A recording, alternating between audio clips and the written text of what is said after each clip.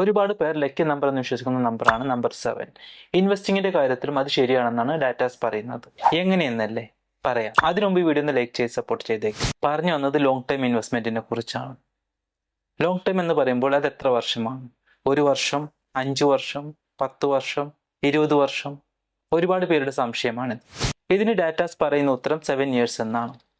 അതെ, 1999 മുതൽ ഇന്ന് വരെയുള്ള ഏതൊരു 7 years ടൈം പീരീഡിലും ഇതുവരെ നിഫ്റ്റി 50 നഷ്ടം തന്നിട്ടില്ല. സിറ്റുവേഷൻ എന്തുമായിക്കോട്ടെ, 2008 ക്രാഷ് ആയാലും 2020 കോവിഡ് പാൻഡമിക് ആയാലും 7 years ഇൻവെസ്റ്ററായി തുടർന്നാൽ നഷ്ടസാധ്യത 0 ആണെന്നാണ് സ്റ്റോക്ക് മാർക്കറ്റ് ഹിസ്റ്ററി പറയുന്നത്. ഒന്നുകൂടി ചുരുക്കി പറഞ്ഞാൽ 7 yearsലെ നിഫ്റ്റി 50യുടെ ആവറേജ് CAGR റിട്ടേൺ 10 മുതൽ 12% വരെയാണ്. അതായത് ഓരോ 7 yearsലും ഇൻവെസ്റ്റേഴ്സിന്റെ പൈസ ഡബിൾ ആവുന്നുണ്ട്. ഇതാണ് കോമ്പൗണ്ടിങ്ങിന്റെ മാജിക്.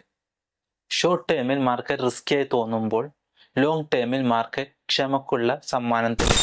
പറഞ്ഞു വന്നത് 7 വർഷം നിർബന്ധമായും ഇൻവെസ്റ്റ് ചെയ്യണമെന്നല്ല.